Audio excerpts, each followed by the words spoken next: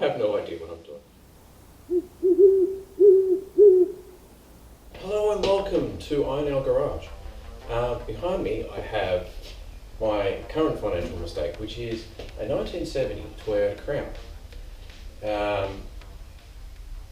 As you can see, we're a bit late into this project. I've already started sort of destroying it, stripping it. Yeah, we're partway through teardown, so I'm going to run you through what I've done with it so far. It's come a long way, but we are like still a long way. But anyway, let's go through it together. This was what it looked like before I started pulling it apart. This is the day I got it out of storage. It had been sitting outside for about 2 years since I'd bought it, and it was looking a little bit under the weather. The paint was really, really bad. Everything was rusty underneath, so everything has to come off. And one of the great things about this is the little rear mounted fuel cap, which is hidden under a flap normally, but it's also great because no one looks there, and it's great for hiding your cash.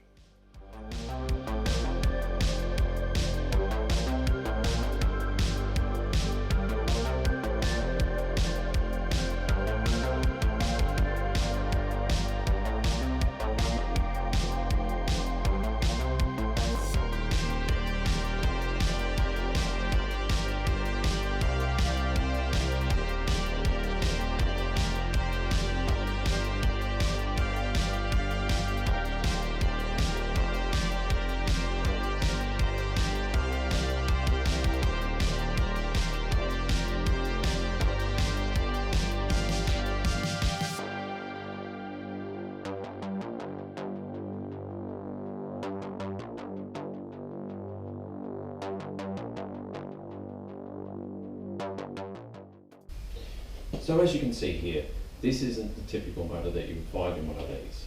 The 2M motor that was originally in it is long gone. It was completely shot.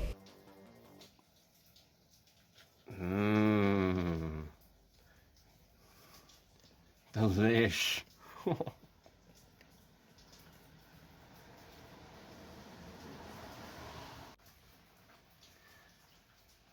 Oh yeah, that's fine. That's perfectly fine. Oh.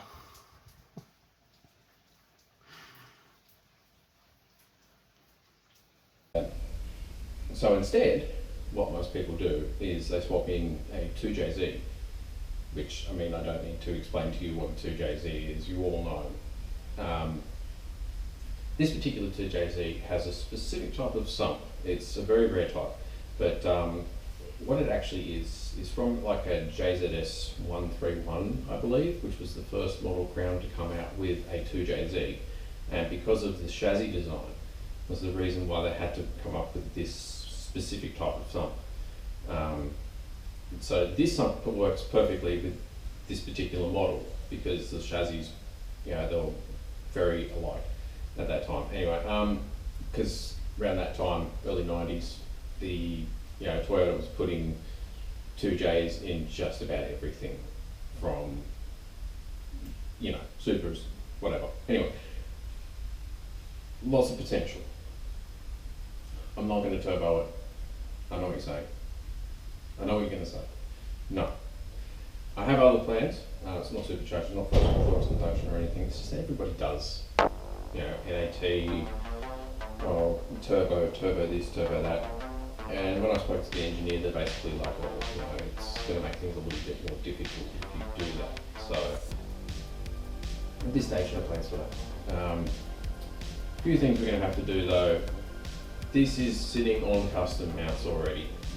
It's already got a Supra 5-speed W58 sitting behind it.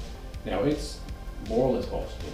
The problem is here. The harmonic balancer is very big. It is a chunky boy, and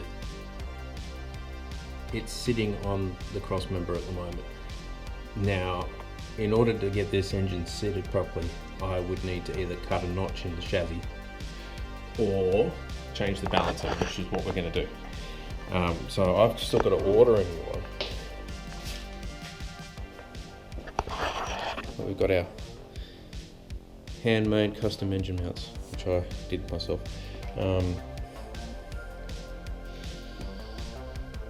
As well as the 2JZ and the W58 from the Supra, we've got a disc brake rear end from an MS112 Crown. Now they are very similar, so they are very similar in terms of design, where all the mounting points pretty much all match up. The only issue is the panhard rod. Can't see it. It's up in there somewhere. Panhard rod needs to be shortened, so we'll be adding an adjustable one at some stage later down the track, but everything else is pretty much just Lego, all bolts in. Check out that patina. Yeah, that's rough. So the paint was stripped back ages ago, and what happened was we recently had a lot of rain, heaps of rain, and all this bare metal copped a lot of moisture, so it became really rusty. So we'll clean that off as we go, because this thing's going to get epoxied at some stage, hopefully soon. I don't know, I don't have a lot of time, but see, look at that. See the difference between it being scrubbed off and the chassis. So the chassis is going to be cleaned and sandblasted and everything as well. So I'm getting to it. I'm going to get to it because the engine's got to come out, but I'll do that after I've finished settling it with the Ross balancer that I'm planning to buy. And then we can, hopefully we can proceed, move forward. Hopefully I can stop rambling.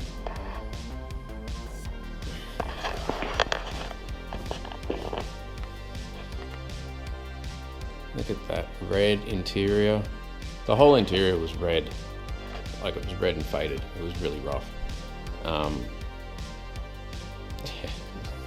it's kind of gross.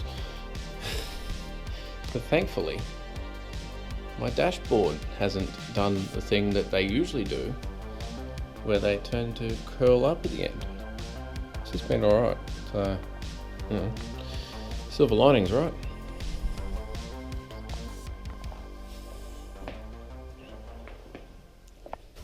So that's it. I've given you the brief tour, brief rundown. Most of the upgrades are basically lifted from later models because a lot of that stuff actually bolts on. As you can see, a lot of work to be done. I'm hoping to tackle some of it soon. We'll see. I'm not sure what direction this channel is going to go in. I plan on doing many things. It's not just going to be focused on this entire thing completely. There'll be other stuff. I'm not sure what. I have a few things in mind, but I just wanted to get things started, get the ball rolling, and just see where it leads. You guys can come along with. If not, I'll catch you in the next one.